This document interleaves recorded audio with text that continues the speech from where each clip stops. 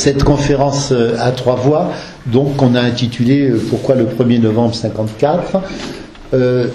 Comme le temps m'est mesuré, j'aurais voulu commencer par un bref panorama de l'histoire longue de l'Algérie pour expliquer les raisons pour lesquelles la colonisation s'est faite en tout premier au Maghreb, bien avant la Tunisie et plus encore avant le Maroc, et pourquoi ça a créé des conditions spécifiques à l'Algérie. Mais ça, peut-être on pourra le voir dans le débat.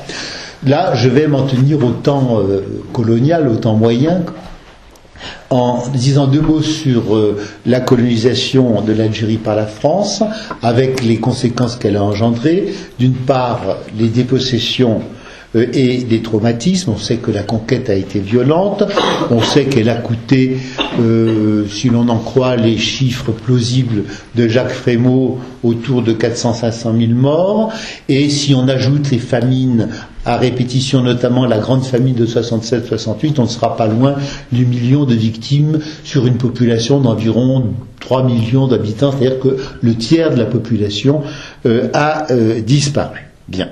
On sait qu'il y a eu aussi, vous le savez, surtout à partir de la Troisième République, de la loi Varnier 1873, la dépossession coloniale.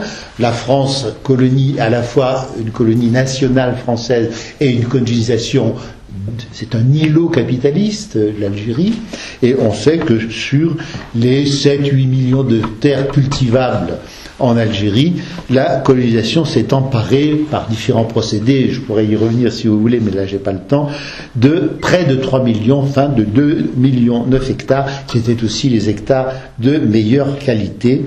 Donc toutes ces spoliations, mais pas seulement les spoliations, le phénomène colonial en lui-même explique toutes les grandes insurrections qui se succèdent à partir du milieu du XIXe siècle jusqu'à celle de Laurès en 1916-17 pour cause de résistance à la guerre de 14, enfin à l'incorporation de l'armée française, et tout cela explique aussi toutes les vagues de hijra, de migration vers l'Orient, vers le Proche-Orient, vers le Chem, vous savez, cette terre mythique désirable où le prophète était censé avoir voulu finir ses jours. Donc, ça c'est le premier point, c'est assez connu, je passe. J'insisterai un tout petit peu plus sur le dépérissement culturel engendré par la colonisation. On sait que la colonisation a mis la main sur des biens habous, qui étaient les biens qui permettaient de financer l'école telle qu'elle existait en 1830, et que le niveau d'instruction, pour traditionnel qu'il était, s'est considérablement dégradé, et que parallèlement, l'enseignement dans les écoles françaises n'a pas été offert sur un plateau, puisque les chiffres officiels nous apprennent qu'en 1914, il y avait 5% d'enfants algériens scolarisés dans les écoles françaises et moins de 15% en 1954. Et on sait que mais c'est les toutes dernières années, c'est le plan de Constantine, et qu'au moment de l'indépendance, ça atteignait à peu près le quart, peut-être un petit peu plus, mais guère plus. Autre caractéristique, on sait que la loi de séparation du culte et de l'État ne fut pas appliquée en Algérie pour le culte musulman, que les imams, les mouftis, furent des fonctionnaires qui furent tenus de dire la parole officielle, de même que les marabouts furent largement clientélisés et manipulés à partir de la grande insurrection avortée de 1871. Autre caractéristique que vous connaissez, donc là je vais peut-être passer un petit peu plus vite, c'est, je dirais, la discrimination et le racisme. Vous avez tous entendu parler du Code de l'indigénat de 1881, qui reprend d'ailleurs toute une série de dispositions antérieures dont tu parles d'ailleurs, si je me souviens bien, dans ton dernier bouquin dont elle vous parlera. La discrimination, elle se lie sur l'espace du terroir. Il y a d'un côté ce qu'on appelle les communes de plein exercice ou qui sont administrées à la française, et ce sont les citoyens français, donc d'origine française, qui sont élus et électeurs, et les communes mixtes qui sont gérées, administrées par un administrateur de communistes qui est un fonctionnaire colonial qui est nommé par le gouverneur général.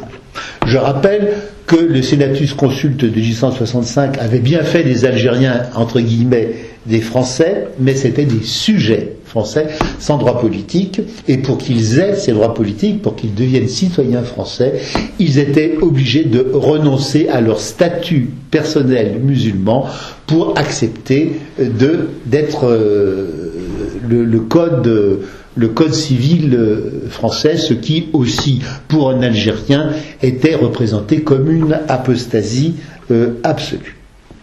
On sait qu'il y a eu quelques naturalisés. Moi, j'avais fait le compte, en 1831, j'étais arrivé à peu près 5000 naturalisés, c'est-à-dire des gens qui avaient accepté d'abandonner leur statut personnel musulman pour devenir citoyens français. Bon, je pourrais vous raconter plusieurs exemples à ce sujet, mais je passe quand même. L'un d'entre eux, le colonel Sharif Qadi, qui est le premier polytechnicien algérien, de Sougahras, de la frontière tunisienne, il a été un de ceux qui ont abandonné le statut personnel musulman. Mais il s'est racheté pendant toute sa vie en multipliant les visites aux lieux saints. Voilà. Bon. Alors, j'ajouterais que à partir de 1947, c'est le fameux statut de 1947, il y a deux collèges. Le collège musulman et le collège français, et on sait que chacun de ces deux collèges élit le même nombre de représentants à l'Assemblée nationale. Avant la guerre de 39-45, il n'y avait pas de représentants à l'Assemblée nationale, et on sait qu'il y a eu 15 députés algériens, dont 5 étaient des députés du PPA, enfin du NCLD, plus exactement. Mais comme en gros les Algériens étaient 8 à 9 fois plus nombreux que les Français et que chacun des deux collèges élisait le même nombre, on peut dire que l'équation coloniale, encore en 1947, c'était 1 égale 8 ou 1 égale 9, et que de toute façon les élections ont été très largement truquées. On connaît les élections à l'Assemblée algérienne de 1848 truquées par le gouverneur général Naïjlen. Bien.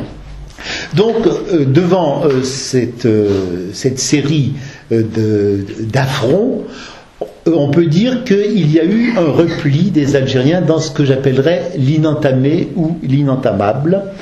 Comme le dit Mohamed Harbi dans un de ses livres, la religion, je le cite, devint le civisme des Algériens. Devint et resta largement le civisme des Algériens.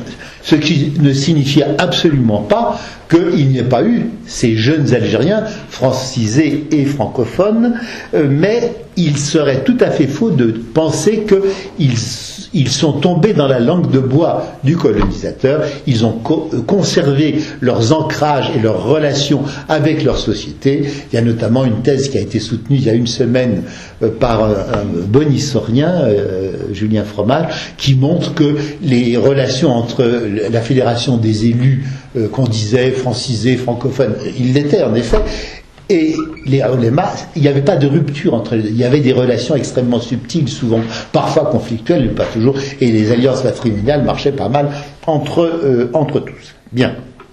Alors, simplement, moi je pense que des gens comme Bejeloul, comme Abbas, moi je me suis entretenu avec les deux pendant 2 après-midi entières, enfin l'un avec pendant 3 après-midi, et j'avais l'impression, avec quelqu'un comme Abbas, qui ne se sentait pas très fort en arabe, et en effet il n'était pas très fort, qu'il avait besoin de surprouver son algérianité par un surcroît d'investissement dans l'authenticité, et je crois que c'est ce qui est arrivé aussi à pas mal de ces Algériens, un repli dans les formes d'expression qui leur restaient, c'est-à-dire le religieux. Il faut dire que la caricature musulmane citadine des oulémas à Constantine, mais pas qu'à Constantine, a forgé le catéchisme national algérien. L'Algérie, elle a une religion, elle a une langue, et c'est une patrie, c'est la fameuse trinité musulmane du Cheikh Kader Ahmed Ibn Badis, et elle représente une des faces de ce moi algérien, mais dont l'autre face se reconnaissait aussi dans la séduction pour le discours de la France républicaine. Les Algériens, ils avaient 2 pôles, c'était des êtres bipolaires. Je pense que c'est quelque chose que l'on peut dire, mais beaucoup ont reflué, beaucoup ont régressé. en donnant raison à cette formule de l'historien marocain Abdallah Laroui, que je trouve excellente, le grand méfait de toute colonisation, ce n'est pas seulement de stopper l'évolution historique, mais c'est d'obliger le colonisé à la refaire en sens inverse. Et ça, je crois que c'est une formule qui peut s'appliquer à la rigueur à l'Algérie. Rapidement sur la naissance de l'idée indépendantiste, de l'idée nationale. Je rappelle que l'idée indépendantiste, elle s'est forgée au départ en France, chez des exilés, dans la Rourba, que c'est l'étoile nord-africaine fondée en 1926 par Haj Ali Abdelkader, puis vite remplacée par Messali Haj, qui a la première fois posé l'idée indépendantiste. Ce qui est extrêmement intéressant, c'est de voir que c'est dans l'immigration, c'est hors des frontières de l'Algérie que se conçoit cette idée indépendantiste, mais pour l'historien comparatiste, ça n'est absolument pas stupide. Chacun sait bien que Garibaldi était italien autant que je suis archevêque, il était de Nice. Et Nice n'est pas une ville italienne, c'est une ville occitanophone. Je crois que j'en sais un petit peu quelque chose. Bon, et puis Cavour avait fait toutes ses études à Genève, son italien, il devait être un peu branlant. Il n'empêche que Cavour a créé le royaume d'Italie et que Garibaldi a été le grand émancipateur de l'Italie. Eux aussi sont des gens de l'extérieur. C'est quand même très intéressant de faire ce type de comparaison. Bon, puisque je parle de l'Italie, c'est un pays que je connais bien. Ça me rappelle, je ne sais pas si vous connaissez Verdi, le Va pensiero du cœur des Hébreux du Nabucco de Verdi. La réalité identitaire des Hébreux s'exprime dans l'exil et par l'exil. Et elle s'exprime pas sur place, puisque sur place, de toute façon, les Hébreux ont disparu. Bien. Mais dans l'émigration, la grande majorité des gens, ce sont des Kabyles. Jusqu'en 1938, en 1938 encore, pratiquement 80% de l'immigration ouvrière essentiellement algérienne, elle est kabyle, et c'est d'autant plus curieux de voir que ce sont ces Kabyles qui ont investi le premier des dirigeants, qui étaient des gens arabophones, mais Salih Haj, il n'était pas tellement kabyle, que je sache, il était plutôt tlemcénien, et vous connaissez, je pense, l'évolution de cette étoile nord-africaine, ses différentes interdictions, la première en 1929, sa réhabilitation à la veille du Front populaire et sa réinterdiction par le Front populaire en février 1937, puis la création du PPA, et là, c'est là que le nationalisme algérien est, je ne dirais pas rapatrié, il est apatrié en Algérie à partir de 1937-1938. Et vous connaissez toute l'évolution qui conduit le PPA avec son interdiction en 1939, sa renaissance sous une forme honnêtement électorale, c'est le MTLD, Mouvement pour le triomphe des libertés démocratiques, en 1936. J'ajouterais qu'il y a eu globalement aussi le blocage colonial qui explique le dénouement. Blocages coloniaux, on a dit qu'il y avait eu en Algérie des occasions manquées. Bon, ça a été l'objet d'une de mes grandes disputes avec Charles-Robert Ageron, qui était à mon jury de thèse, et il m'a pas fait de cadeau, et moi non plus. Pour lui, l'histoire de l'Algérie coloniale, c'était des occasions manquées, et moi je lui ai répondu, c'était le 19 juin 1979, Monsieur Ageron, il n'y a pas d'occasion manquée quand il n'y a pas d'occasion tentée. Et pour moi, il n'y a pas eu d'occasion tentée, parce que il n'y a rien eu de comparable à l'Égypte de 1922, à l'Inde de 1947, ou à la Tunisie ou au Maroc de 1956. La loi Jonard de 1919, elle n'a pas changé grand-chose, sauf sur le terrain électoral local des provinces. Le projet Blum-Violette de 1936, qui voulait donner la citoyenneté française en conservant le statut personnel musulman à 22, 23, 24 000 Algériens. Vous savez qu'il a bien été présenté aux chambres, mais il n'a jamais été discuté, malgré la commission, la Grosilière, dont les conclusions ont été complètement ignorées. Bon. Et vous savez que ce sont ces blocages qui font que des gens qui, comme Abbas, se retrouvent en 1943 dans le manifeste du peuple algérien, et avec, en 1944, dans les Amis du Manifeste et de la Liberté, où vous retrouvez les différentes palettes de la politique algérienne, les communistes, les oulémas, etc. Mais il est évident que dans ces AML, c'est le PPA qui l'emporte très rapidement. Dans ces blocages coloniaux, j'en verrai un tout dernier, c'est celui de 1956. Nous sommes sous le ministère socialiste Guy Mollet. Bon, je n'ai pas besoin de vous rappeler qui était Guy Mollet. Et le 22 octobre 1946, c'est le fameux détournement de l'avion dit de Ben Bella, en fait celui de 4 chefs historiques. Il y en avait 3 autres avec lui. Il y avait Boudiaf, il y avait Ait Ahmed, il y avait Khedar, plus l'écrivain algérien Moussa Al-Ashraf. Et on sait que j'ai la quasi-certitude maintenant que Guy Mollet était parfaitement au courant que ce n'est pas les militaires français qui ont fait ça tout seuls. Il s'agissait clairement d'empêcher ces chefs algériens d'aller à la conférence de Tunis où devait se tenir une conférence pan-maghrébine Maroc, Algérie, Tunisie, où avec l'accord et l'appui de Alain Savary, ministre des Affaires marocaines et tunisiennes, qui avait donné son appui. Bon.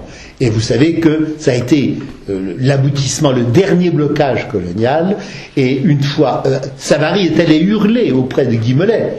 Il a dit relâchez-les pour que cette conférence ait eu lieu. Je ne peux pas, les militaires ne me le pardonneront pas. Et Savary a démissionné. Là, il y aura une thèse à faire sur Savary, à mon avis. Bon, et sur des gens comme lui.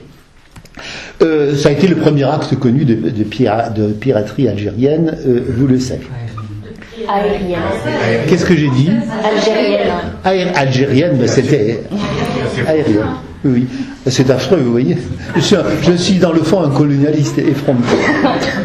Alors, je dirais enfin, pour expliquer ces blocages, souvent les bonnes consciences franco-françaises, enfin hexagonales, ont dit c'est la faute des méchants pieds noirs. C'est eux qui bloquent tout. Bon, effectivement, c'était un lobby qui n'était pas en faveur d'une évolution. Ceci dit, il y a eu aussi des Français d'Algérie qui se sont battus aux côtés du FLN. Il n'y en a pas eu beaucoup, mais ils ont existé. Je pourrais vous en citer toute une série. Mais je pense que ce n'était pas le fond du problème. La France était en Algérie en site colonial, et si vraiment Paris avait voulu imposer une autre politique à l'Algérie, les décisions auraient été prises à Paris. Blum se serait un petit peu plus cassé la tête pour faire imposer sa loi Blum-Violette, si ridicule qu'elle ait été. Donc je pense que nous avons affaire à une totalité qui est une totalité nationale et qui est une totalité économique du capitalisme français. J'en ai parlé tout à l'heure. Bien. Et si la guerre a éclaté, ça a été en fait un triomphe des jusqu'au-boutistes, des extrémistes, lesquels jusqu'au-boutistes ont eu leurs répondants. J'ai lu tous les mémoires, je suis un des seuls à les avoir lus de l'Akhatar Ben Tobal, ça doit vous dire quelque chose. Et quand il a appris que on ne relâcherait pas les 4 Algériens du 22 octobre 65, il dit on a fait la fête toute la nuit à la Wilaya 2 parce que il n'y aurait pas d'accord politique. C'est nous, les militaires, qui allions l'emporter. Ils pensaient que l'appareil militaire, bon, ils ne savaient pas que ce serait un autre appareil militaire venu de l'extérieur qui allait les bousiller. Bien. Je terminerai en parlant du dépit des élites algériennes. Moi, ce qui me paraît aussi important pour terminer, c'est que ces élites algériennes ont été systématiquement mises sur la touche, où les vraies élites algériennes ont été remplacées par des parvenus qui étaient fonctionnalisés. Bon, moi je connais un peu le constantinois, c'est la lutte de Ben Ghana et de Bouaroukaz par exemple, ce sont les Ben Ghana qui l'emportent parce que ce sont les agents du système colonial. Et je dirais aussi que, à la différence de ce qui s'est passé au Vietnam ou dans d'autres pays, ou même en Inde, au Kerala par exemple, il n'y a pas eu l'équivalent en termes de lutte des classes en Algérie de ce qui s'est passé au Vietnam, pour une raison très simple, c'est qu'au Vietnam, la lutte des classes, elle était interne, il y avait une classe dirigeante vietnamienne, alors qu'en Algérie, je vous ai dit, les 2 900 000 hectares des colons, c'était français. Donc la lutte des classes a été remplacée par une lutte qui a fait place à la lutte nationale. Donc vous voyez que le schéma est un petit peu différent de ce qu'on trouve par exemple au Boutier. On sait très bien quels sont les gens qui ont préparé le 1er novembre 1954. Je l'ai dit dans plusieurs articles, je l'ai dit dans mon histoire du FLN. C'est le Fonds des notables de l'Algérie rurale qui ont été dépossédés et qui veulent revenir sur la scène pour éliminer le colonialisme qui les a dépossédés, mais comme ils sont obligés de s'appuyer sur le peuple pour ce faire, ils sont les gens qui vont créer, avec toute l'explosion de l'année 1954, la scission du MTLD qui va aboutir donc au CRUA, puis ultérieurement au comité des 6 et aux 9 chefs historiques de 1954. Donc, je ne vais pas faire un exposé très long, il me reste plus beaucoup de temps, je pense. Hein. J'ai pas regardé. Sur les détonateurs précurseurs, il faudrait que je refasse toute l'histoire des Amis du Manifeste et de la liberté, le rôle du Parti communiste, mais peut-être que Sadak pourra lui nous en parler. Il faudrait que je parle de la tentative de 1945, la tentative insurrectionnelle entre guillemets, mais qui a été suivie de la répression que vous connaissez, et vous savez que le général Duval, qui a dirigé la répression, aurait averti, je vous ai donné la paix pour 10 ans, à 6 mois près. C'était pas si mal calculé. Ce général était un prophète. Bon. Alors, il faut bien entendu parler de la crise du parti indépendantiste MTLD. Il faudrait parler de la crise berbériste de 1949, par laquelle le Zaïm, le chef du parti MTLD, réussit à s'assurer la maîtrise du parti en éliminant notamment le docteur Lamine Debarine, qui n'était pas du tout berbère, hein, il était de Cherchel, il était arabophone, il ne connaissait pas un mot de berbère. Mais le discours de Messali, il était à la fois radical, mais en même temps, Messali était quelqu'un qui avait incontestablement une suffisance de sa personnalité, et aussi c'était quelqu'un qui avait des objectifs politiques. Je pense que lui ne voulait pas l'objectif de la guerre de libération. Pour lui, la guerre de libération n'était qu'une menace éventuelle qu'on pouvait brandir face au dominateur colonial pour l'obliger à céder. Donc, c'est devant ce refus d'abandonner le politique, finalement, je crois que, y compris des politiques comme les centralistes en 1953, sont devenus majoritaires au MTLD, et vous savez que les centralistes, Ben Youssef Barkhada et les autres, se sont ralliés au FLN dans le courant du printemps, de l'hiver ou du printemps de 1955. Il y avait bien eu un antécédent au FLN, c'était la fameuse OS, l'organisation spéciale dirigée successivement par Hassan Haït Ahmed et Ahmed Bembella, merci.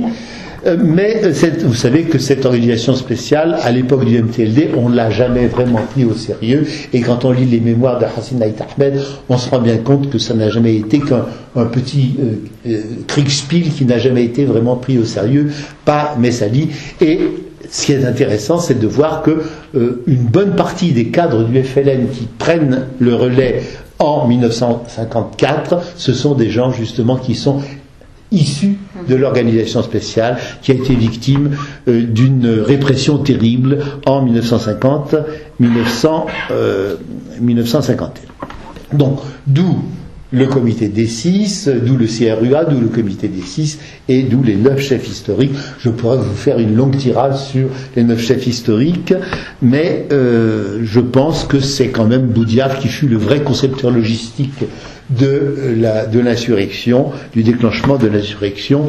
Les 6, vous savez que il y avait les 3 extérieurs, il y avait Khidver, il y avait Haït Ahmed et il y avait Bembella qui étaient à l'extérieur. Les 6 sur le terrain, c'était les 6 autres, et l'allumage de la mèche, hein, une fija fatile, on dit comme ça, je pense, a été décidé au 1er novembre 54. Donc là commence évidemment une autre histoire. Je n'ai pas l'intention de m'engager dans cette nouvelle histoire, mais l'histoire de l'Algérie depuis 54 et même depuis 62 est aussi tributaire de ses antécédents politiques.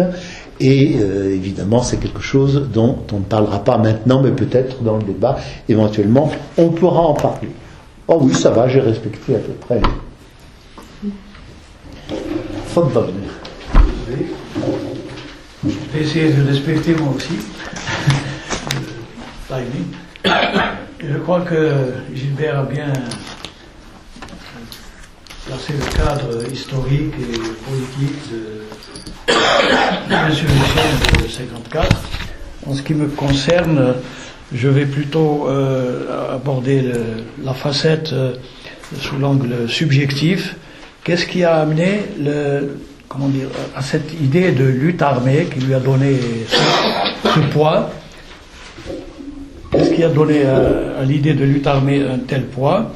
Pourquoi les Algériens ont-ils rapidement fait masse autour d'une voie qui, au départ, en novembre 54, avait les apparences de la fragilité? Alors, comme Gilbert l'a dit, on pouvait dire, pour paraphraser Jaurès, que le ciel de l'Algérie était lourdement chargé du nuée du colonialisme et que l'orage de l'insurrection était inévitable. Ça, c'est une explication juste, mais générale. En fait, des questionnements surgissent. Quelles sont les spécificités historiques et psychoculturelles qui ont rendu ce soulèvement de 54 concevable et puis qui l'ont marqué de ses particularités? Par exemple, pourquoi le 1er novembre 54 n'a pas été, comme ces orages méditerranéens, très violents mais de courte durée et suivis d'éclaircies? Pourquoi, à la différence des insurrections du siècle précédent, ces premiers coups de feu de 54, bien sûr, ont été suivis d'une accalmie très passagère, mais ils ont débouché sur une tempête qui a duré 7 ans et qui a balayé finalement l'édifice colonial qui était présenté comme éternel en 1930, à l'occasion du centenaire de l'Algérie.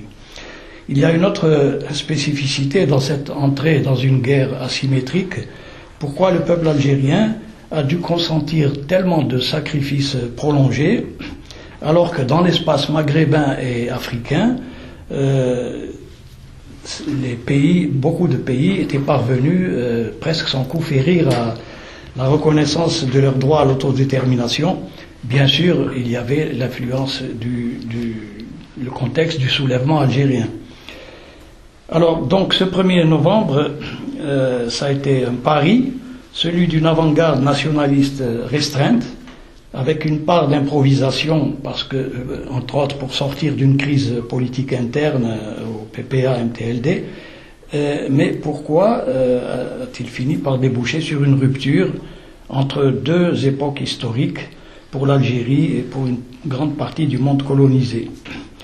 Alors, cet événement, qu'on peut dire emblématique, il est devenu une référence plus tard pour les générations suivantes. Il avait même suscité des répliques, des imitations. Elles s'étaient avérées fondées pour un certain nombre de mouvements de libération, mais elles ont été aussi moins judicieuses et elles ont avorté dans d'autres pays quand on en est resté à la théorie de la greffe des focaux implantés de l'extérieur, comme ça a été le cas en Bolivie, pour créer plusieurs Vietnam. Bon, on connaît le résultat. Encore aujourd'hui, ou même plus tard, souvent quand il y avait tension, de crise, de volonté de changement, on entendait des voix dire vivement qu'il y ait un nouveau 1er novembre. Et pour l'anecdote, je crois que vous savez que même Bouteflika récemment a dit que les élections algériennes législatives allaient être aussi importantes que le 1er novembre. Alors tout ça repose la question de fond. Si l'option de la résistance armée était devenue presque inévitable en 1954, pourquoi les conditions qui l'ont rendue possible et productive dans l'Algérie du milieu du XXe siècle, pourquoi ne sont ne peuvent pas être reproduites n'importe où et n'importe quand. Alors là, je mets évidemment les facteurs subjectifs au centre de l'explication, mais ce n'est pas du tout à l'encontre du socle objectif des facteurs géopolitiques, mais simplement pour dire que les conditions objectives, et je crois que le cadre historique qu'a tracé Gilbert le montre bien, mais ces conditions objectives ont été relayées par des motivations d'ordre psychologique et culturel. C'était une greffe compatible, une adéquation entre l'objectif et le subjectif, et c'était vraiment la condition du succès. Alors, quelles étaient ces motivations?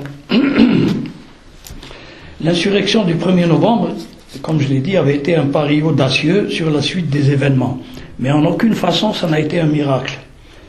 À propos du miracle, je crois que Gilbert sait aussi que dans le monde arabe, on a souvent parlé de Jazair, Bilad al-Mu'jizat, l'Algérie, pays des miracles. On a beaucoup aimé les interprétations mythiques, mais en fait, le succès final n'a pas relevé du seul volontarisme, parce qu'à lui seul, il n'aurait accouché que d'une tentative glorieuse, mais avortée.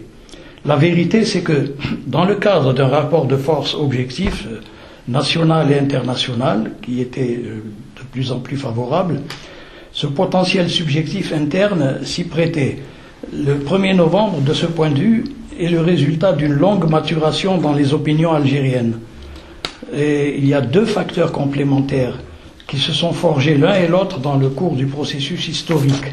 Alors d'un côté, il y avait les imaginaires, le psychoculturel, avec des représentations dominantes dans la société opprimée, et d'autre part, il y a eu les prises de conscience politiques, qui ont été le résultat d'efforts difficiles, pas toujours à la hauteur, mais elles ont été suffisantes pour féconder, pour soutenir la continuité d'une initiative audacieuse et risquée à la fois. Alors, comment s'est faite cette jonction? Ceux qui avaient initié l'insurrection, ou bien les courants politiques qui ensuite l'ont ralliée, comprenaient bien cette maturation. Et je crois qu'ils s'étaient reconnus dans la tonalité de l'appel du 1er novembre. Mais tout autre était la vision d'un certain nombre d'esprits français, naïfs, ou bien embrumés par les a priori de la domination coloniale. Voilà, quelques semaines avant l'insurrection, le quotidien français Le Monde, qui est une référence, il pontifiait avec un gros titre affirmant que l'Algérie restait une oasis de paix dans un Maghreb en flammes. Il faisait allusion au Maroc, et surtout à la Tunisie, avec les actions croissantes des Fellagas. Alors, à cette allégation, notre camarade Bachir Hadjali avait répliqué en substance, sur 2 pages de l'hebdomadaire communiste algérien Liberté, non, l'Algérie, corps central du grand oiseau qu'est le Maghreb, ne peut échapper à l'incendie qui a enflammé ses 2 ailes. Alors, sur quoi reposait la certitude de notre camarade? Eh bien, le rédacteur du Monde aurait été mieux inspiré de méditer un avertissement qui avait été lancé en 1913, avant la Première Guerre mondiale, par le député français radical Abel Ferry, le neveu de son oncle, Jules Ferry, fondateur de l'école laïque et lui aussi imprégné du virus colonialiste. Il rappelait, au nom des intérêts, ce qu'il disait, intérêts et grandeur de la France, que 2 éléments constituaient un mélange hautement explosif quand ils se conjuguaient. La misère et l'humiliation sociale, d'un côté, les sensibilités identitaires et religieuses de l'autre. Alors, ces données géopolitiques de base échappaient aux spécialistes de la communication et aux hautes sphères dirigeantes coloniales, qui, pour diverses raisons, se complaisaient à prendre leur désir pour des réalités. Elles ignoraient que la passivité apparente des indigènes n'était qu'une posture qui les aidait à survivre. Or, n'importe quel Algérien peut attester qu'à cette époque, le rêve de la délivrance massive par les armes, pour peu que l'occasion s'en présente, c'était une obsession qui habitait la majorité de mes compatriotes, de leur enfance jusqu'à l'âge le plus avancé. Encore gamin, je voyais couler les larmes sur le visage de ma grand-mère maternelle dès qu'elle évoquait comment, après l'insurrection de 1871, toutes les terres de sa famille avaient été volées, occupées par les Alsaciens lorrains qui fuyaient l'Allemagne de Bismarck. Peut-être c'était une anticipation des phénomènes internationaux qui a provoqué la Nakba plus tard en Palestine. C'est-à-dire que des Palestiniens ont payé ce qui s'était passé en Europe. À l'évocation de ce désastre, ma mère renchérissait. Comme pour apaiser sa colère, elle nous racontait, dans une espèce de revanche verbale, les exploits djihadistes de Sidna Ali, un des compagnons du prophète.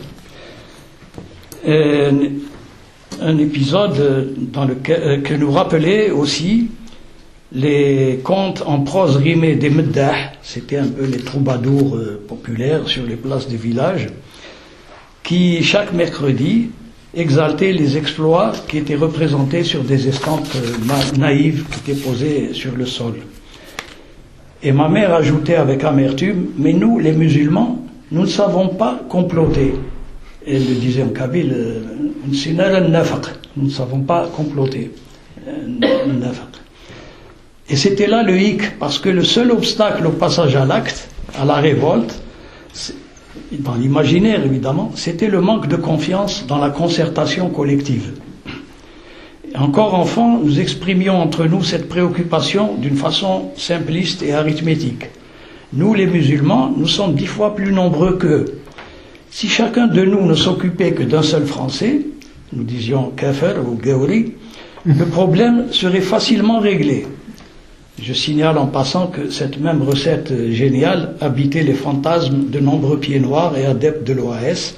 Il n'y a qu'à les tuer tous. Une recette qui a connu plusieurs débuts d'application. Mais nous devions nous contenter de ruminer nos incapacités à engager des actions concertées et apprendre seulement à garder le secret de nos états d'âme contre les mouchards.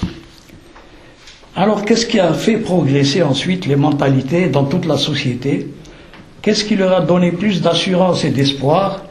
Leur a appris à jauger avec plus de réalisme le contenu, les orientations de l'action violente ou non violente, la combinaison des divers moyens d'action possibles, l'adhésion à des formes d'organisation nouvelles greffées sur les traditionnelles structurations patriarcales.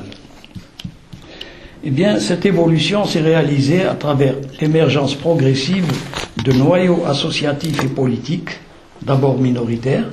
Tout à l'heure, Gilbert les a évoqués.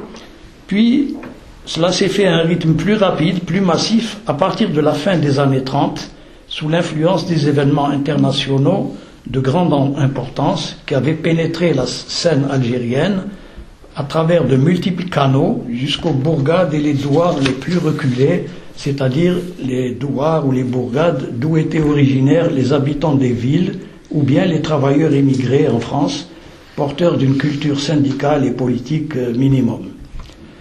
La courte période du Front populaire en France, malgré le refus du gouvernement socialiste de faire droit à des revendications démocratiques les plus élémentaires, a montré aux organisations encore minoritaires qu'il était possible d'accéder aux activités associatives, syndicales, politiques, en dépit des barrages répressifs.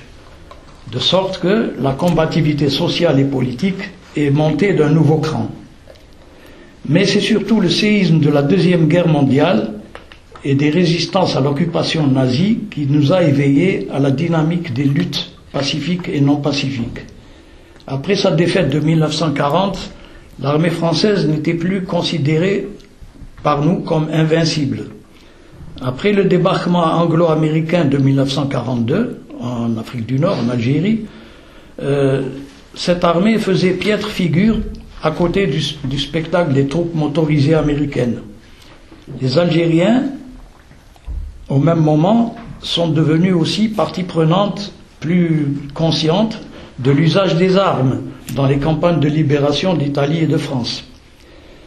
Et ensuite, face au repli temporaire de la grosse colonisation qui avait collaboré avec Vichy, la revendication nationale s'est déployée à travers le regroupement des Amis du Manifeste et de la Liberté, et surtout en même temps un très large réseau associatif, culturel, religieux, de jeunesse, scout ou sportive, s'exprimer, activer de façon imbriquée et parallèle sur deux registres qui n'étaient pas forcément contradictoires en ce qui concerne l'objectif commun. L'un était pacifique et légaliste, l'autre paralégal, tourné vers des horizons d'action plus radicales impliquant le recours aux armes. Ainsi, nos chants patriotiques en arabe classique et populaire ou en berbère évoquaient sans embâche l'idée du sacrifice de la vie pour la patrie et ils appelaient à ne pas craindre les balles. Il y avait une chanson populaire de... Les casernes, les causeries et les prêches. Il n'y a pas que moi, hein. J'allais trop vite. Je me demande ce que je vais dire tout à l'heure, je crains le pire.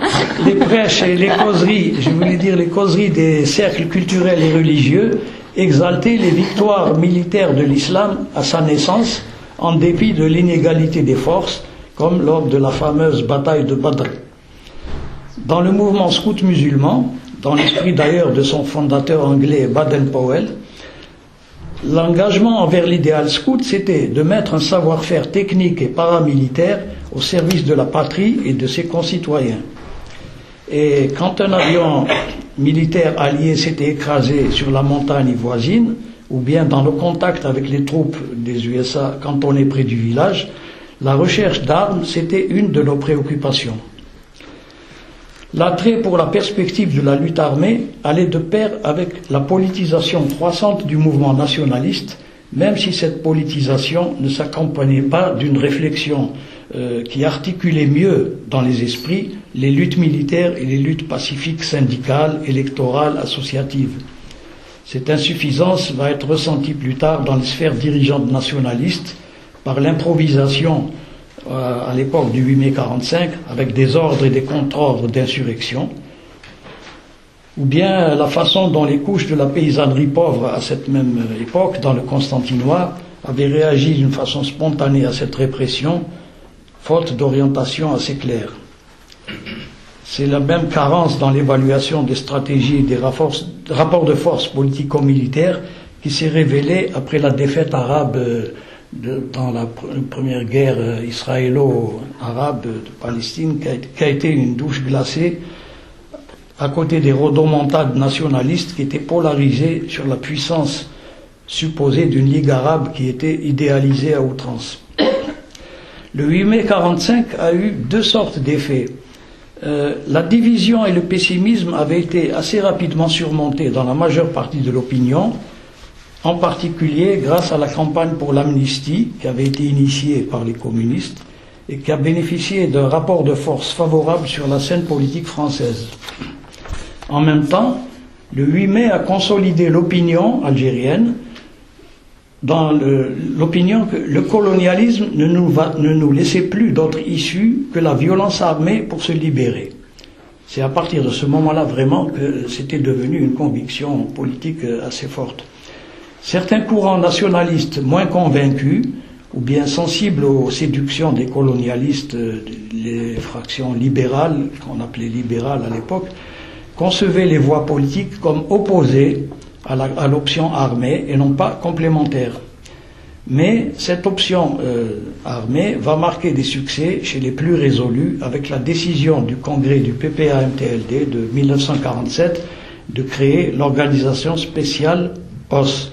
Je ne sais pas si je suis dans les temps ou je suis en train de dire... Il te reste 4 minutes. Alors, le démantèlement de l'OSS en 1950 n'a pas interrompu l'élan et le débat entre les avantages et les inconvénients de chacune de ces options. Il y a deux événements qui vont précipiter le projet de recours aux armes. D'abord, c'est l'échec du FADRL, le Front algérien pour la défense et le respect des libertés démocratiques, qui s'était constitué en l'été 1951 par l'ensemble des partis politiques qui ont ensuite eu chacun leur part de responsabilité quand il s'est effiloché les mois suivants. L'échec de cet élan politique et populaire a renforcé le courant des partisans de l'activisme armé. Mais ce fut d'une façon assez perverse et dépolitisée, avec l'idée fausse chez nombre de gens déçus que c'était la lutte politique en elle-même et non pas l'absence d'une saine politisation qui était stérile et contre-productive. L'autre facteur, ça a été sur la scène régionale et internationale une série encourageante de changements tels que l'arrivée au pouvoir de Nasser en Égypte en 1952, qui a mis fin à l'aura trompeuse d'une Ligue arabe impuissante et complaisante envers les puissances coloniales. Cette évolution ascendante va trouver plus tard son apogée avec le grand rassemblement intercontinental de Bandung, et l'option militaire en même temps va s'inviter davantage avec l'entrée en lice des félagas tunisiens et surtout la grande victoire de Dien Bien Phu. Le 8 mai 1954 a été ressenti chez nous comme une revanche éclatante sur la tragédie du 8 mai 1945. Les Algériens, à ce jour-là, je m'en souviens très bien, je me trouvais à Sidi Bel Abbès, le berceau de la Légion étrangère. C'était le deuil. D'habitude, ils ne sont plus sortis de leur caserne. Et les Algériens se répandaient en congratulations traditionnelles et se souhaitaient un nouvel Aïd, une grande fête de libération à venir. À partir de ce moment, l'évolution vers la préparation de l'insurrection ne pouvait pas surprendre même les observateurs les moins avertis. Et je voulais ajouter là une note un peu particulière. Comment croire dans ces conditions à des affabulations selon lesquelles les communistes ont été surpris ou même auraient réagi de façon hostile à la survenue de l'insurrection? C'était bien mal connaître cette période que de se fier à des allégations propagandistes qui s'expliquaient par les enjeux politiciens du temps de guerre, avec les positions hégémonistes de certains cercles dirigeants du FLN, mais qui ont été reprises plus tard en boucle, sans vérification, par des médias ou même des historiens dont ce n'était pas le thème principal de recherche. Fort heureusement, dans la dernière décennie, nombre d'historiens, anciens ou nouveaux, soucieux d'investigations ouvertes et responsables, se dégagent de plus en plus de ces raccourcis sommaires et idéologisants vers où les poussait la désinformation ambiante. Par exemple, lié au 1er novembre, déclenchement de l'insurrection, je signale un article très documenté d'un historien hongrois, Laszlo Nagy, qui vient de me l'envoyer, qui détaille un épisode significatif et pourtant occulté. L'appel du 1er novembre fut presque aussitôt répercuté par une station radio émettant en arabe dialectal depuis Budapest, en direct, oui, mais pas assez suffisamment pour dire. Oui, donc c'était une station qui émettait en direction du mouvement indépendantiste d'Afrique du Nord. Cette station était animée et dirigée par notre camarade William Sportis, qui avait été envoyé pour cette mission depuis le milieu de l'année 54, c'est-à-dire vers juin-juillet, par le PCA et les autres partis communistes du Maghreb. Il avait diffusé le communiqué du 1er novembre avant qu'il ne lui soit envoyé par la délégation du FLN au Caire, qui en son temps, en la personne de Haït Ahmed, l'avait remercié et félicité pour cette initiative. Pour mieux préciser les choses, la direction du PCA n'a pas été surprise par la survenue de l'insurrection, qui était politiquement dans l'air et prévisible pour les mois ou l'année à venir. Ce qui nous a surpris dans la semaine qui a précédé l'insurrection et au cours de laquelle nous avons compris son imminence, là je signale que une semaine avant, je me trouvais avec Bachir Hadj Ali et moi-même, avec la section locale du Parti communiste, dans laquelle figurait Galland, Jean-Jacques Galland, qui l'a relaté dans un ouvrage, qu'avait rencontré 6 mois auparavant Ouamran, le futur colonel de la Wilaya 4, et ils en ont discuté toute une nuit, c'est-à-dire c'est pas quelque chose qui nous avait surpris, c'est pas le fait qu'il y allait avoir une insurrection, c'était l'accélération de son timing, alors qu'il y avait la crise du PPA-MTLD qui s'aiguisait de plus en plus, parce que nous avions prêté davantage de perspicacité politique aux initiateurs de l'insurrection à qui Ben al-Madan avait reproché plus tard d'ailleurs, en termes très durs, la précipitation avec laquelle l'insurrection avait été déclenchée dans de telles conditions. Par contre, là où j'estime que la direction du PCA aurait dû et aurait pu faire mieux, c'est qu'après Dien Bien Phu, ou d'après ce qu'on m'a dit, parce que je n'étais pas encore au bureau politique, il y avait eu discussion sur l'éventualité d'une lutte armée. Je pense qu'à partir de ce moment-là, il aurait fallu anticiper organiquement, préparer des structures parallèles du type de ce qui va être fait ensuite avec les combattants de la libération, avant que l'insurrection ne survienne, ce qui nous aurait facilité des dispositions organiques et un certain nombre de développements politiques ultérieurs dans l'intérêt de tous. Voilà, alors le temps qui m'est imparti ne me permet pas d'aller plus loin. Je voulais conclure seulement en soulignant que cette question du 1er novembre est d'une grande actualité. Pourquoi elle est d'une grande actualité aujourd'hui? Parce qu'elle dépasse de loin la question du timing ou de son accomplissement pratique et militaire. L'essentiel réside dans la finalité et le contenu politique des soulèvements. Et il y a deux remarques qui me paraissent d'actualité à propos de cette symbolique du 1er novembre. Premièrement, un prétendu novembrisme passéiste et qui se tient à l'apologie désincarnée de la lutte armée a servi de couverture idéologique à des dérives antidémocratiques de la part de cercles nationalistes, officiels ou non. Ils se sont mis à invoquer pour eux seuls la légitimité révolutionnaire et le label de la famille révolutionnaire. Ça s'est traduit par la crise de l'été 1962, qui a vu s'instaurer par la violence le socle militaro-policier du nouveau système de pouvoir.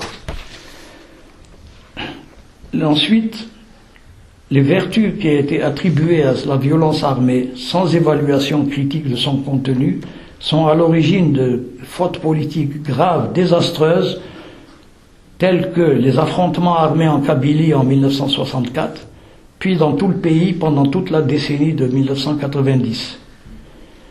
Ce constat a une nouvelle résonance aujourd'hui, dans cette saison, pas de printemps, mais de tempêtes arabes et africaines, où quelques cercles s'étonnent en le déplorant de ce qu'ils appellent l'exception algérienne.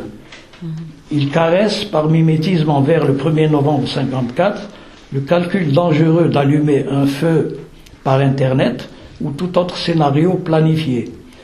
C'est ignorer que ce qui a donné du souffle à l'insurrection algérienne en 1954, ce fut avant tout une orientation politique qui était bien en phase avec les aspirations, avec le ressenti et la sagesse populaire, et non pas fondamentalement les instruments pratiques qui ont véhiculé ce contenu, depuis le bouche à oreille ou téléphone arabe ou radio-trottoir ou café du quartier, jusqu'au poste radio-transistoire qui venait récemment d'arriver. Donc c'est le contenu politique qui était déterminant. Deuxièmement, un deuxième enseignement est rendu éclairant par les malheurs dans lesquels ont été plongés les peuples de Libye, de Syrie et du Mali après les Irakiens. C'est le suivant. Militariser artificiellement les conflits internes recouvre souvent des tentatives suspectes d'embrigadement émotionnel de l'opinion, d'anesthésie de la conscience politique et du sens critique dans des buts non avoués dont profitent les cercles réactionnaires internationaux qui encouragent et suscitent ces dérives. Dans ces conflits internes, encore plus que dans les luttes de libération nationale, la lutte armée ne devient légitime et porteuse d'avenir que si elle est engagée en dernier recours, quand les moyens et voies pacifiques ont réellement épuisé leurs effets. Alors seulement le recours aux armes, avec un large appui populaire, peut ouvrir la voie à des solutions pacifiques et démocratiques. Dénouer l'écheveau compliqué des situations où s'entremêlent les représentations identitaires et les enjeux économiques et stratégiques. C'est en ce sens que novembre 1954 a ouvert la voie aux accords d'Évian. En sens inverse, l'épreuve des forces de l'été 62 a préparé les impasses et tragédies survenues un quart de siècle plus tard. Massacre d'octobre 88, année noire de la décennie 90, la répression algéroise sanglante des jeunes marcheurs du 14 juin 2001 et le marasme, la fragilité nationale actuelle. À 50 ans de distance, il est à souhaiter que ces enseignements croisés prépare un vrai printemps démocratique et social, tel que celui qui était souhaité par l'appel du 1er novembre 1954.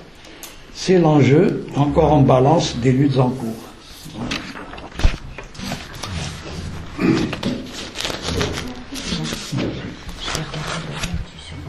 J'ai débordé. C'est pas grave. Alors,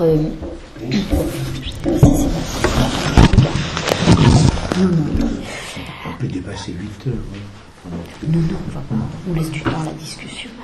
Alors, dans le... La discussion est dure. Ben oui. Dans la répartition de cette conférence à 3 voix, nous avons décidé d'un commun accord que je traiterai cette question du 1er novembre 1954 et de pourquoi le 1er novembre 1954 d'un point de vue français. Donc c'est pour ça aussi que je parle en dernier, parce que c'est décalé par rapport à ce que vous avez entendu précédemment. En même temps, je crois que le décalage est en lui-même intéressant, parce que c'était le décalage qui existait à l'époque. Quand je dis d'un point de vue français, je vous parlerai essentiellement de la façon dont on a perçu en métropole ce 1er novembre 1954, comment on l'a analysé, et du coup ce qui explique aussi les réponses qui ont été données dans l'immédiat et très certainement la durée de la guerre. Alors, ça a été dit par mes deux prédécesseurs, hein, bien sûr, en France, c'est la surprise au matin du 1er novembre. Et on peut estimer que cette surprise est relativement paradoxale, puisque Gilbert Meignet l'a rappelé, le territoire métropolitain a quand même été le foyer, le berceau du nationalisme algérien, le lieu de naissance de l'étoile nord-africaine.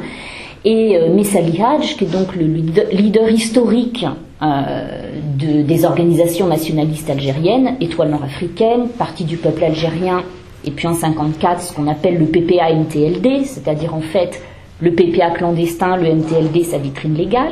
Bref, Messali Hadj en fait vit en France, il a été expulsé d'Algérie en 1952 et il est assigné à résidence en France, et comme vous le savez peut-être, il mourra en 1974 sans avoir revu sa terre natale. En tout cas, le nationalisme algérien est très implanté dans l'immigration algérienne présente sur le sol français.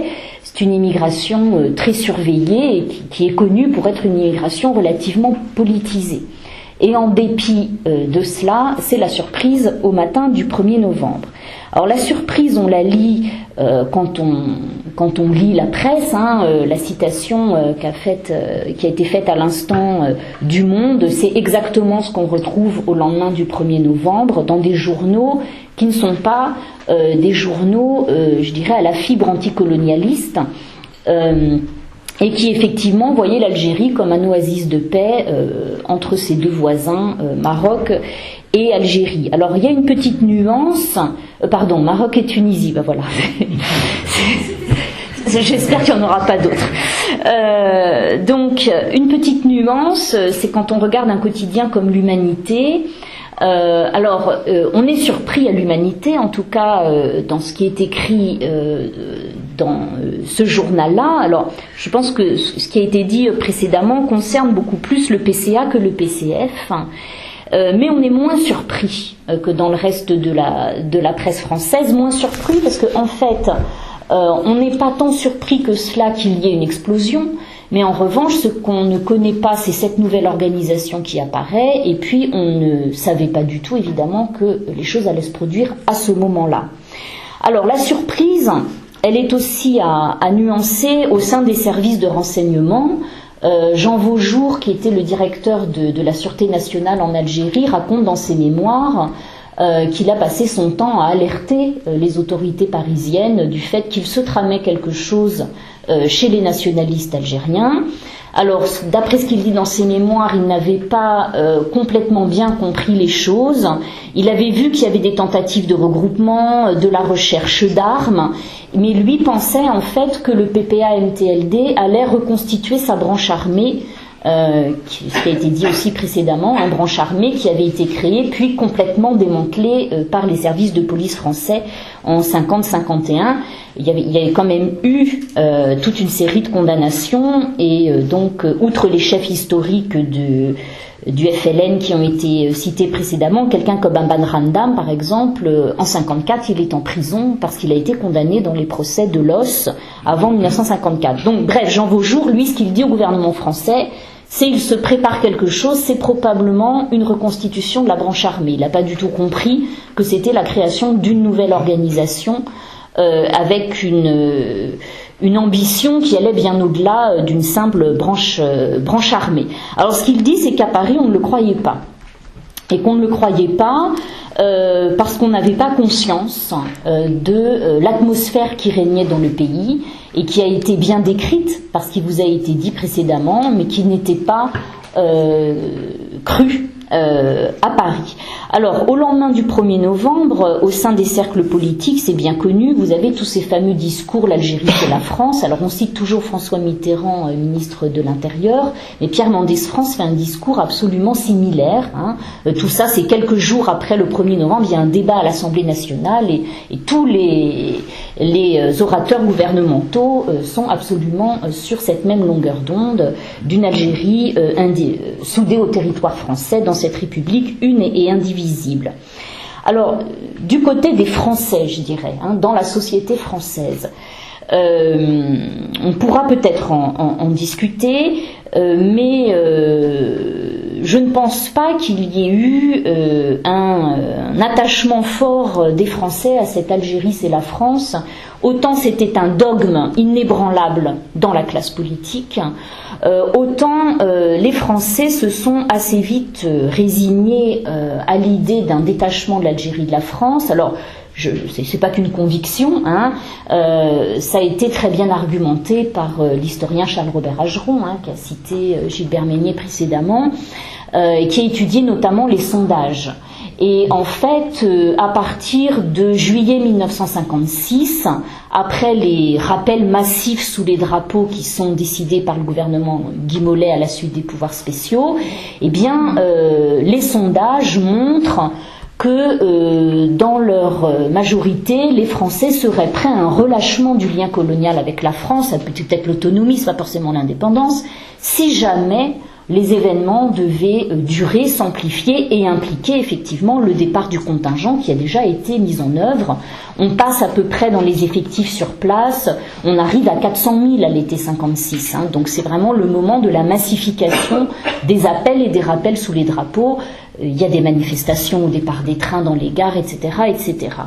Bon, donc, à mon avis, sur cette idée de l'attachement à l'Algérie française, il y a vraiment une distinction à faire entre un dogme inébranlable dans la classe politique et une société française certainement plus distante de cette Algérie française et qui préférerait finalement que l'Algérie se détache de la France plutôt que de laisser mourir son père, son fils, son frère pour la défendre mordicus. Alors, deuxième point, je disais qu'il y avait moins de surprises dans les milieux un peu mieux informés. Alors je serai plus rapide sur ce point parce que ça va reprendre des choses qui ont déjà été dites, mais il y a quand même une évolution perceptible depuis la France depuis 1945, avec quand même globalement une montée en puissance de la revendication d'indépendance. Gilbert Meignet l'a rappelé, quelqu'un comme Ferhat Abbas, c'est vraiment quelqu'un qui connaît une radicalisation progressive et une évolution vers la revendication d'indépendance qui passe par un stade de revendication d'autonomie avec l'idée d'un lien fédéral, mais effectivement sous le coup des blocages coloniaux décrits par Gilbert Meignet, mais aussi, je crois fondamentalement, de la grande répression de 1945. Ce qui est peut-être moins bien perçu en France, c'est à quel point la tentation de la lutte armée est forte. Certes, il y a eu la branche armée du PPA-MTLD, il y a eu son démantèlement, il y a eu les grands procès. Ce sont des procès dont on parle. Vous avez notamment un article de Claude Bourdet qui est assez célèbre en 1950, qui parle de la Gestapo, qui fait une comparaison entre l'action des forces de police françaises démantelant la branche armée du PPA-NTLD, et puis les pratiques de torture de la Gestapo sous l'occupation allemande. Si mes souvenirs sont bons, parce qu'il a fait un article en 50, un autre en 55, il y en a un qui s'appelle Votre Gestapo algérienne et l'autre qui s'appelle Y a-t-il une Gestapo en Algérie, mais bon, donc on est informé du fait qu'il y a des remous. Maintenant, cette tentation de la lutte armée, est-ce qu'elle est perçue de France? C'est pas tout à fait évident, y compris parce qu'on pense que cette branche armée a été éradiquée et qu'il suffit de surveiller, je l'ai dit concernant Jean Vaujour, une éventuelle tentative de reconstitution. Voilà, alors qu'est-ce qu'on percevait en France, et c'est mon troisième point sur lequel je serai plus longue, c'est l'urgence de la réforme. Gilbert Meignet a fait allusion à cette fameuse thèse des occasions manquées qui effectivement imprègne l'historiographie traditionnelle française de l'histoire de l'Algérie à la période coloniale, sous la plume de Charles Robert Ageron, et qui consiste effectivement en fait à faire une relecture de l'histoire de cette période coloniale, en regrettant finalement que les projets de réforme qui ont pu exister ont tous avorté. Alors, cette thèse des occasions manquées n'est pas une thèse qui est née sous la plume de Charles Robert Ageron, c'est une thèse qui existe déjà en 1954. En fait, le mentor intellectuel de Charles Robert Ageron, Charles-André Julien, qui a été son directeur de thèse, Charles-André Julien a écrit en 1952 un livre qui s'appelle L'Afrique du Nord en marche, donc il ne concerne pas du tout que l'Algérie, mais sa conclusion parle des occasions perdues, c'est pas tout à fait la même expression, mais l'idée est la même, et il explique que si les gouvernements français ne se décident pas à mettre en place de façon urgente une politique de réforme en Afrique du Nord, eh bien les choses risquent de mal se passer. Alors, cette thèse des occasions perdues sous la plume de Charles-André Julien, qu'on a pris l'habitude d'appeler maintenant la thèse des occasions manquées, que l'on colle plutôt aux écrits de Charles Robert Ageron, c'est une thèse qui est facilement dénoncée comme une thèse colonialiste. C'est le cas en Algérie, quand on en parle avec des collègues algériens, c'est assez facilement dénoncé de la sorte. Pourquoi? Parce qu'il y a un peu l'idée que, finalement, que signifie cette thèse? Est-ce qu'elle veut dire que si les projets de réforme avaient abouti, finalement l'Algérie serait restée française? Il y a un peu l'idée quand même qu'il y aurait derrière cette thèse un éventuel regret de ce qui s'est passé, mais reste à définir un peu ce qui s'est passé. Alors cette interprétation, c'est une interprétation excessive à mon sens, parce que cette idée que les réformes auraient pu changer le cours de l'histoire, mais ne signifie pas forcément qu'elles auraient empêché cette indépendance et qu'il y a un regret de l'indépendance derrière. Sous la plume de Charles-André Julien ou sous la plume d'autres hommes, je pense à Robert Barra, qui est un journaliste d'obédience chrétienne, qui fait très vite, qui publie très vite des articles favorables à la lutte d'indépendance algérienne, qui est même inquiété par la police pour cela. Il est arrêté à la suite d'un reportage qu'il fait au Maquis et qu'il publie, je crois que c'est dans France Observateur à l'automne 1955. Bref, sous la plume de ces gens-là, l'idée que des réformes auraient pu changer les choses, c'est pas l'idée qu'elles auraient évité l'indépendance, parce que pour eux l'indépendance est tout à fait envisageable. C'est une idée plus nuancée et assez différente. C'est l'idée que finalement, si on avait étendu les droits politiques des Algériens et si on leur avait permis de s'exprimer par la voie démocratique, eh bien peut-être qu'on aurait évité le recours à la violence et donc qu'on aurait peut-être pu permettre aux aspirations algériennes de se faire entendre d'une autre façon, qu'on aurait peut-être pu trouver des interlocuteurs avec lesquels on aurait pu négocier des formes de relâchement du lien colonial et une prise en compte des aspirations algériennes et donc éviter le pire qui était cette guerre meurtrière. Voilà, donc ça me semblait important de revenir, hein, de mettre au point un petit peu cette idée des occasions manquées, des occasions perdues, et puis ce caractère un peu excessif de leur dénonciation comme une vision finalement au fond colonialiste de l'histoire de l'Algérie coloniale. Sur le fond cependant, ça aussi c'est un élément dont on pourra discuter peut-être, qu'auraient profondément changé ces réformes, il y avait quand même un double aveuglement à l'époque, je crois. Alors ce qu'il faut dire, c'est que sous la plume de gens comme Robert Barra ou Charles-André Julien, l'idée qu'il faut mettre en place un programme ambitieux de réforme n'est pas du tout liée au souci de refuser l'indépendance. Mais dans les milieux gouvernementaux, c'est le cas. Hein. Ça, c'est un aspect de la réponse gouvernementale à l'insurrection du 1er novembre qui est souvent assez négligé, mais qui me semble assez fondamental.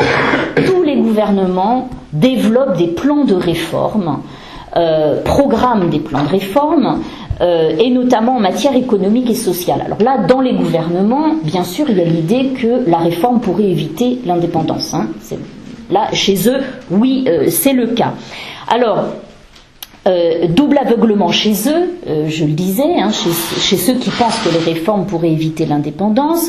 D'abord parce que sur le fond, les programmes de réforme sont souvent des programmes, je dirais, un peu développementistes. Hein. On va faire un programme de construction de logements, un programme d'industrialisation. Alors, outre que ces plans-là sont restés lettres mortes dans les faits, de toute façon, on a bien vu, hein, avec ce qui a été dit précédemment, que le développement économique et social, c'était un problème majeur de la société algérienne, mais ce n'était pas le problème que soulevaient les Algériens en s'insurgeant. Hein. C'était vraiment le problème de l'expression politique, de l'aspiration à un État souverain et à l'indépendance.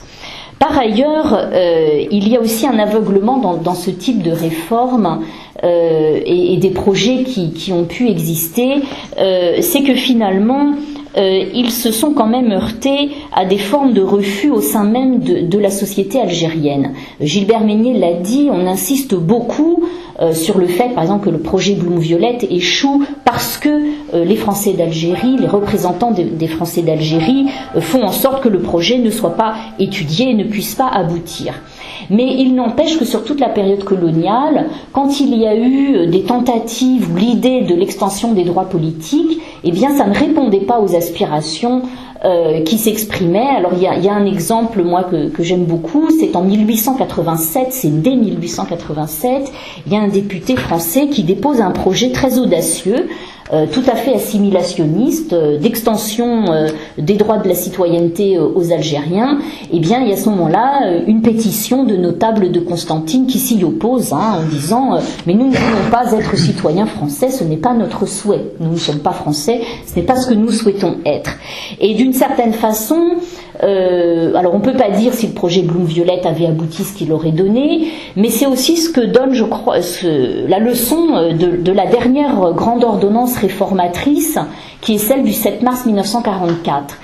Alors, il y a eu, donc Gilbert Meignet le rappelait, Ferhat Abbas, qui était donc le militant de l'égalité des droits, qui en 1943 remet un manifeste aux autorités coloniales françaises, avec un additif assez audacieux, et la réponse à ce manifeste, c'est une ordonnance qui supprime toutes les mesures d'exception frappant les Algériens. Le fameux code de l'indigénat, c'est le moment où il est totalement aboli. Il y avait des mesures qui avaient disparu entre-temps, mais c'est le moment où toutes les mesures d'exception disparaissent. C'est le moment aussi où tous les Algériens peuvent accéder à tous les emplois publics, alors qu'un des aspects de leur citoyenneté tronquée, c'est qu'ils ne pouvaient pas accéder à tous les emplois publics. Par exemple, si je prends l'exemple de la magistrature que je connais bien, jusqu'en 1944, ils pouvaient postuler aux fonctions d'auxiliaires de justice, mais pas aux fonctions de magistrats. À partir de 1944, ils peuvent postuler pour devenir magistrats. La mesure est tellement tardive qu'en 1954, il n'y a que 7 magistrats algériens dans la magistrature, mais peu importe. En tout cas, dans cette ordonnance, il y a la possibilité qui est donnée à toute une catégorie d'Algériens d'intégrer le fameux premier collège d'électeurs et de voter à égalité avec les Français d'Algérie. Et à l'époque, il était écrit dans l'ordonnance d'ailleurs que la mesure devrait être étendue complètement. Cette ordonnance, on estime qu'elle donnait le droit à 65 000 Algériens d'intégrer le premier collège des lecteurs. Eh bien, sur ces 65 000 Algériens, il n'y en a que la moitié qui l'ont fait. Parce que pour intégrer le premier collège d'électeurs, il fallait évidemment aller s'inscrire sur les listes électorales correspondances, et seulement la moitié d'entre eux l'ont fait.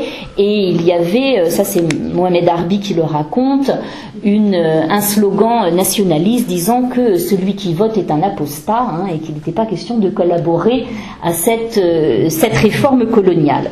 Bon voilà, j'avais vraiment envie d'insister un peu sur cette question des réformes. On voit bien à quel point elles sont complètement en décalage par rapport à la profondeur des revendications algériennes, la profondeur des aspirations, et aussi, je crois, par rapport à la profondeur des traumatismes que la colonisation avait créés dans la société algérienne, les droits politiques, le développement économique et social. Qu'est-ce que ça pèse en rapport de la dépossession foncière et de toute la misère qu'elle a engendrée, c'est un peu un pansement sur une jambe de bois. Voilà. Mais c'était quand même un pan très important du débat français précédent 54, mais aussi après et aussi pendant la guerre. Et dans les récits généraux de la guerre, c'est souvent un pan négligé parce qu'on a du mal à comprendre que des gens aient pu se bercer d'une illusion réformiste aussi longtemps, mais tous les gouvernements de la 4e République ont programmé des plans de réforme, et plusieurs d'entre eux d'ailleurs chutent lorsqu'il propose les plans de réforme pour l'Algérie à l'Assemblée nationale.